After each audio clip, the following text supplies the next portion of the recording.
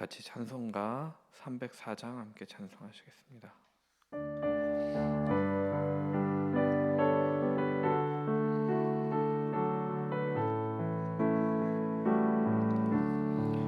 그 크신 하나님의 사랑 말로 다 형용 못하네. 저 높고 높은 별을 넘어 이 낮고 낮은 땅 위에 죄범한 영혼 구하려 그 아들 보내사 화목제로 삼으시고 죄 용서하셨네. 하나님 크신 사랑은 증량 다 못하네. 영원히 변치 않는 사랑 성도여 찬양하세. 괴로운 시절 지나가고 땅 위에 영화세 할 때 주 믿지 않던 영혼들은 큰 소리 외쳐 울어도 주 믿는 성도들에게 큰 사랑 베푸사 우리의 죄 사했으니 그 은혜 잊을까. 하나님 크신 사랑은 증량 다 못하네. 영원히 변치 않는 사랑 성도여 찬양하세. 하늘을 두루마리 삼고 바다를 먹물 삼아도 한없는 하나님의 사랑 다 기록할 수 없겠네. 하나님의 크신 사랑 그 어찌 닿았을까. 저 하늘 높이 쌓아도 그지 못하리. 하나님 크신 사랑은 증량 다 못하네. 영원히 변치 않는 사랑 성도여 찬양하세. 아멘. 사랑의 주님, 감사합니다.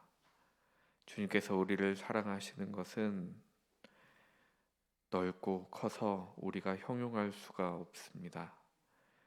그 사랑을 우리가 고백하며 살아가게 하여 주시옵소서. 또한 받은 사랑을 다시 우리 이웃에게 베풀며 살아가는 우리가 되게 하여 주시옵소서. 오늘 하루도 주님의 사랑이 우리에게 경험되어지고 기억하며 살게 하시고 그 크신 주님의 사랑을 찬양하면서 살아가는 하루가 되게 하여 주시옵소서.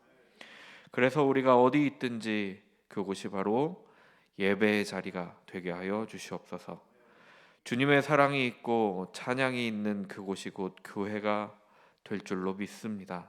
주님, 우리가 교회가 되게 하여 주시옵소서. 이제 주님의 말씀 앞에 섭니다. 주님의 말씀을 듣고 깨닫고 그 말씀이 우리의 삶에 나타나게 하여 주시옵소서. 예수 그리스도의 이름으로 간절히 기도드렸습니다. 아멘. 오늘 저희에게 허락하신 말씀은 창세기 50장 15절부터 26절까지 말씀입니다. 창세기 50장 15절부터 26절까지 말씀 우리 함께 한 목소리로 읽겠습니다.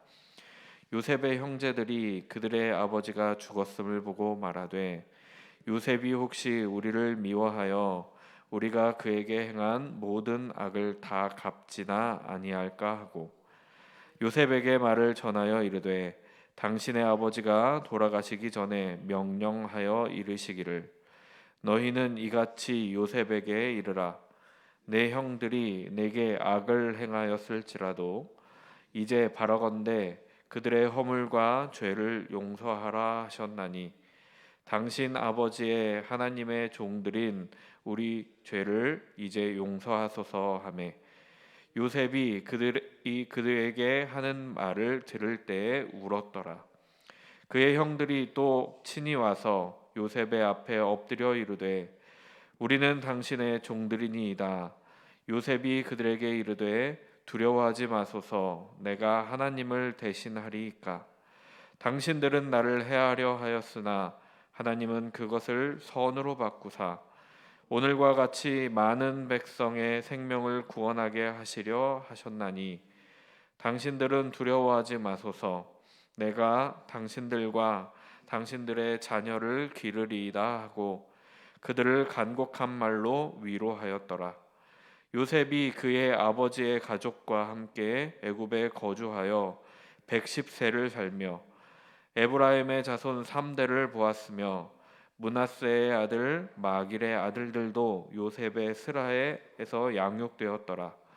요셉이 그의 형제들에게 이르되 나는 죽을 것이나 하나님이 당신들을 돌보시고 당신들을 이 땅에서 인도하여 내사 아브라함과 이삭과 야곱에게 맹세하신 땅에 이르게 하시리라 하고 요셉이 또 이스라엘 자손에게 맹세시켜 이르시기를 하나님이 반드시 당신들을 돌보시리니 당신들은 여기서 내 해골을 메고 올라가겠다 하라 하였더라. 요셉이 110세의 죽음에 그들이 그의 몸에 향 재료를 넣고 애굽에서 입관하였더라. 아멘. 아이들을 키우다 보면 아이들이 뭔가를 잘못했을 때가 있습니다. 그것을 거짓말로 감추려 하는데 그 거짓말하는 것도 빤히 보일 때가 있습니다. 또 부모가 아무 말도 하지 않았는데 눈치를 살살 보면서 그럴 때도 있습니다. 아마도 혼이 나지 않을까 걱정이 돼서 그랬을 겁니다. 우리나라 속담에 이런 속담이 있죠. 모두 잘 아시는 속담입니다. 때린 놈은 다리를 못 뻗고 자도 맞은 놈은 다리를 뻗고 잔다. 다른 사람에게 해를 끼친 사람은 마음 편하게 살지 못한다라는 말입니다. 오히려 당한 사람이 마음이 편하다는 말입니다. 그래서 그런지 어떤 죄를 지으면 마음이 편안하지가 않습니다. 마음이 불안하고 힘이 듭니다. 그것이 바로 죄책감이죠. 이 죄의 문제는 모든 인간이 풀어야 하는 숙제인 것 같기도 합니다. 며칠 전 담임 목사님이 말씀하셨던 것처럼 거의 모든 종교는 이 죄의 문제를 다루고 있습니다. 요셉의 형들도 그랬던 것 같습니다. 특히나 바람막이가 되어졌던 자신들의 아버지 야곱이 세상을 떠나자 그들은 더 많이 불안해졌습니다. 요셉에게 지은 죄가 너무나도 컸기 때문입니다. 그를 애굽에 팔아 가족과 떨어지게 만들고 고아처럼 살게 한 것이 바로 자신들이기 때문입니다. 또한 종이 되게 하고 누명을 쓰고 감옥에 갇혀 있었던 것도 자신들과 무관하지가 않습니다. 어찌 보면 이 모든 것들이 자신들의 잘못으로 인함이라고 생각되어졌습니다. 그런데 지금 심지어 요셉은 애굽의 총리로서 힘이 있는 권력자의 자리에 앉아 있습니다. 자신들을 죽일 수도, 감옥에 가둘 수도, 그리고 아무것도 없이 쫓아낼 수도 있는 그런 힘을 가지고 있습니다. 그들은 불안해졌습니다. 요셉이 자신들이 행한 악을 모두 갚을까 두려워졌습니다. 형제들은 자신이 저지른 것이 악임을, 죄임을 인정합니다. 요셉의 형제들이 죄를 짓고 얼마나 불안한 삶을 살았는지 보여주는 장면입니다. 창세기 42장 21절을 보면 애굽에 양식을 구하러 왔던 형제들을 모른 척하면서 가두었다가 한 명만 두고 가서 다시 막내 베냐민을 데리고 와야 나를 볼 수 있을 것이다 라고 이야기할 때 그들이 서로 말하는 장면이 나옵니다. 거기서 그들은 이렇게 말합니다. 우리가 아우의 일로 말미암아 범죄하였다. 그가 우리에게 애걸할 때에 그 마음의 괴로움을 보고도 듣지 아니하였으므로 이 괴로움이 우리에게 임했다라고 말을 합니다. 그들은 죄책감이 가득했습니다. 이것은 그들의 방패막이라고 여겨졌던 아버지 야곱이 돌아가셨을 때, 죽었을 때 두려움이 되어서 그들을 다시 찾아옵니다. 아버지께서 살아계실 때는 차마 자신들을 해하지 않았던 요셉이 이제 아버지가 없어졌으니 자신들을 해할 것 같았기 때문입니다. 그래서 그들은 요셉에게 말을 전합니다. 서신을 썼는지 아니면 다른 누군가를 통해서 자신들을 대신하여 보냈는지는 잘 모르겠습니다. 요셉에게 말하기를 아버지 야곱이 형들의 죄를 용서하라고 했다는 것입니다. 그들의 이 말이 실제로 야곱이 했는지 하지 않았는지 모를 일입니다. 많은 신학자들은 야곱이 하지 않은 말을 그들이 하고 있다라고 이야기하기도 합니다. 형제들의 말을 살펴보면 그들의 불안함이 얼마나 큰지 알 수 있습니다. 요셉에게 말하며 아버지께서 말씀하셨다라고 하지 않고 요셉에게 당신의 아버지가 라고 말을 하고 있습니다. 요셉이 그토록 사랑했던 아버지임을 강조하고 있습니다. 우리의 아버지가 아니라 당신의 아버지라고 말하며 그 아버지께서 말씀하셨음을 이야기하고 있습니다. 이들의 이 모습을 볼 때 요셉이 야곱의 말에 얼마나 순종했는지 알 수 있는 부분이기도 합니다.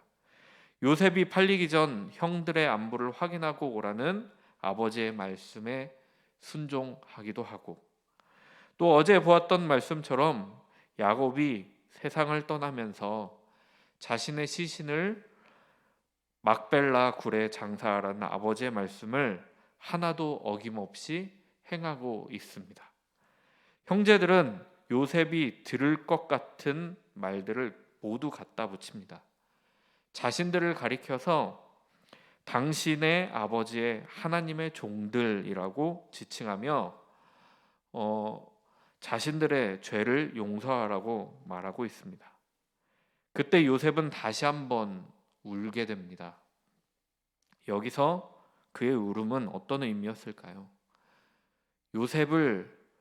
요셉은 용서를 했는데 자신들의 죄에 사로잡혀 있는 형들이 안타깝고 속상해서 울었을까요? 형들이 용서를 구하는 모습 속에서 요셉을 사랑하는 동생이며 가족이 아니라 자신들을 심판하는 사람, 애굽의 총리로서 보고 있기에 속상한 마음에서 울었을까요? 아니면 그들이 진심을 다해 용서를 구하는 것 같아서 그간의 일이 생각이 나서 울었을까요? 단순히 어느 하나의 이유 때문만은 아니었을 겁니다. 복합적인 이유로 요셉은 울었습니다.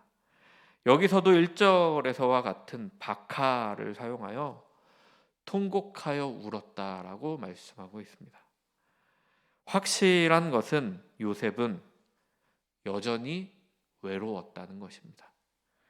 요셉을 애굽에 팔았던 그 사건으로 말미암아 여전히 형들과는 보이지 않는 강이 흐르고 있었습니다. 함께 있었으나 함께 있지 않은 것 같은 그런 삶을 살고 있었습니다. 18절에 다시 한번 그의 형들이 요셉에게 나와서 엎드립니다. 그리고 하는 말이 우리는 당신의 종들입니다 하는 말이었습니다. 요셉이 어렸을 적 꾸었던 꿈이 다시 이루어지고 있습니다. 요셉의 이야기를 관통하고 있었던 꿈 이야기는 이렇게 이루어집니다. 상대방이 요셉인지 알았지만 그들은 엎드려 절하고 있습니다. 진심을 다해 자신들이 요셉의 종이다라고 이야기하면서 엎드려 절합니다. 요셉은 그들의 두려움을 해소해 줍니다. 형들에게 두려워하지 말라고 말을 합니다. 그러면서 하는 말이 내가 하나님을 대신하겠습니까? 하는 말입니다. 이 말은 대체로 이렇게 해석되어집니다. 복수는 하나님께 있다.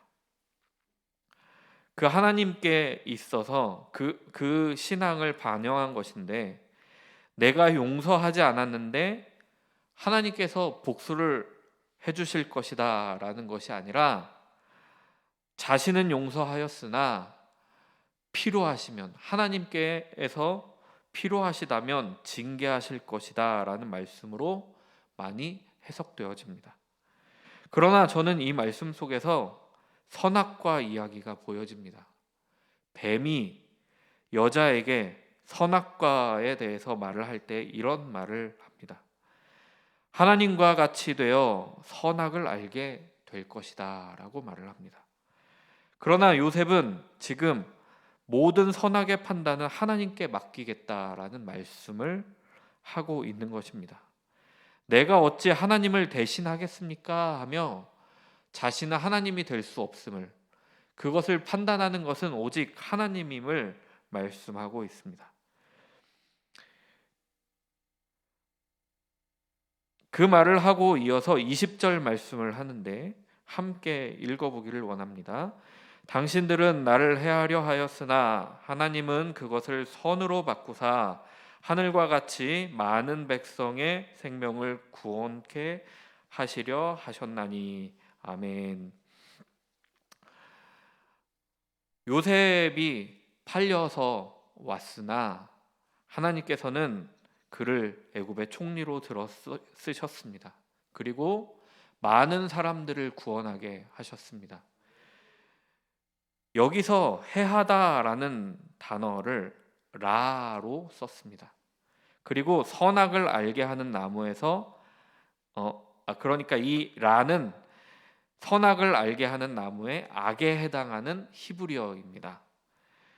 하나님은 그것을 선으로 바꾸셨다라고 할 때도 선도 마찬가지입니다. 선도 토부를 썼는데 이것도 역시 선악을 알게 하는 나무의 선에 해당하는 단어입니다. 하나님께서는 악을 선으로 바꾸실 수 있는 분이십니다. 그런데 그것은 요셉과 같이 하나님을 따르고 하나님을 의지하는 사람이 있어야 합니다. 하나님께 온전히 맡길 수 있는 사람이 있어야 합니다. 하나님께서 악을 선으로 바꾸셨어도 자신이 행하고 자신이 판단하여 그들에게 갚았다면, 요셉이 그들의 죄를 그들에게 물었다면 창세기는 지금처럼 마무리되지 못했을 것입니다. 저는 선악을 알게 하는 나무, 선악과를 따먹은 인간의 회복이 이 요셉에게서 어느 정도 회복이 일어나고 있는 것처럼 보입니다. 모든 판단을 주님께 맡기는 사람, 그리고 자신의 일에는 하나님의 일만이 남아있는 사람입니다. 21절도 함께 읽어보겠습니다. 당신들은 두려워하지 마소서, 내가 당신들과 당신들의 자녀를 기르리이다 하고 그들을 간곡한 말로 위로하였더라. 아멘. 용서하는 것에서 끝나지 않고 한 걸음 더 나아갑니다. 그들을 품고 그들의 자녀들도 품겠다라고 말하고 있습니다. 실제로 요셉은 그렇게 하였을 것이라 믿어집니다. 창세기에 나오는 모든 그 죄가 요셉을 통해서 정리가 되고 있습니다. 가인이 아벨을 죽이는 그 형제 살인이 이제 요셉에게 와서는 용서하고 화합하고 품고 책임지는 관계로 거듭나고 있습니다. 물론 인간이 죄의 모든 문제를 완전히 해결할 수는 없습니다.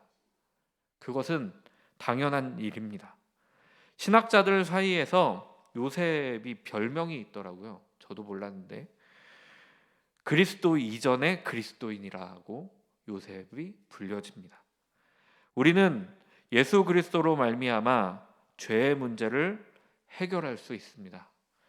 거듭난 사람은 요셉과 같은 삶을 살아야 한다라는 것입니다.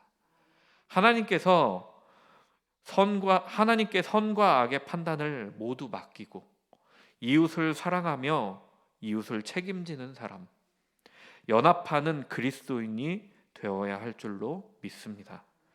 요셉은 110세를 살았다라고 말씀하고 있습니다.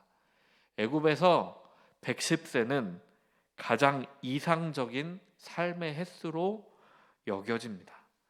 그러나 당시에 남성의 평균 나이가 45세였던 것을 감안한다면 이 110세라는 나이는 통상적으로 그들이 살아갔던 나이가 아니라 그만큼 살았으면 좋겠다 하는 그 소망하는 나이가 아니었을까, 희망적인 나이가 아니었을까 싶습니다.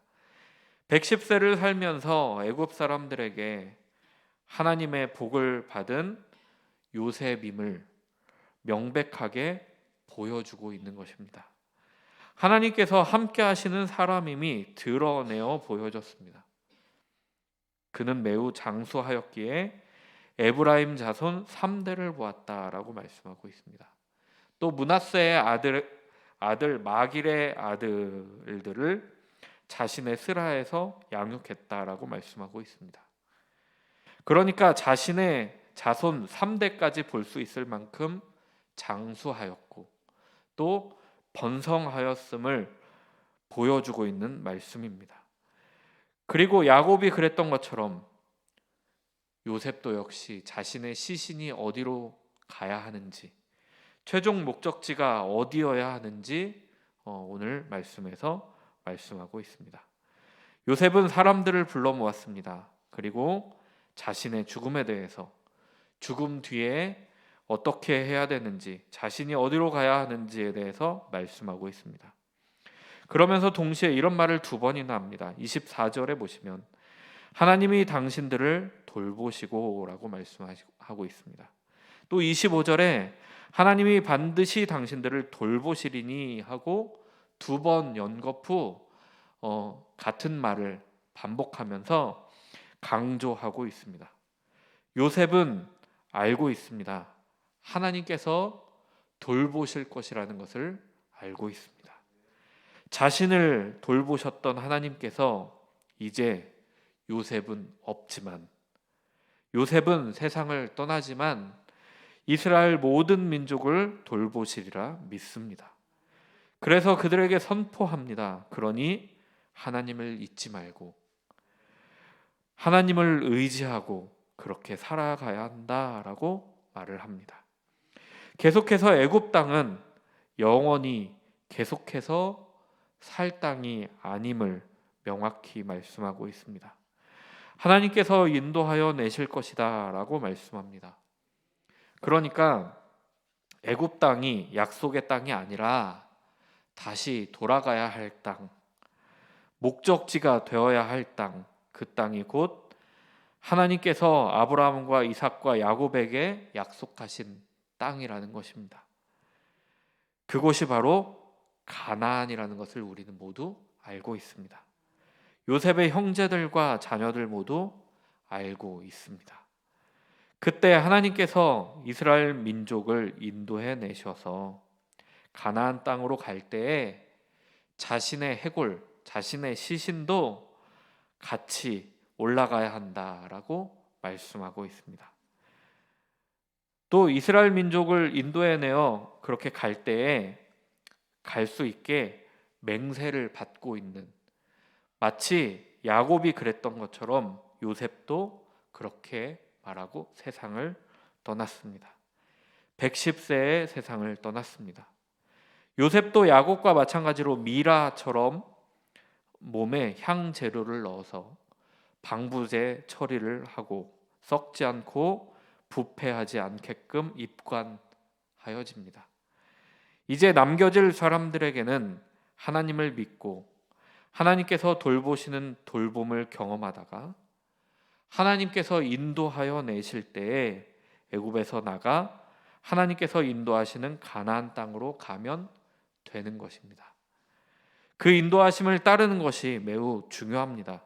그래서 그런지 26절에 히브리어 원문을 보면 가장 마지막에 기록하고 있는 단어가 바로 애굽이라는 단어입니다.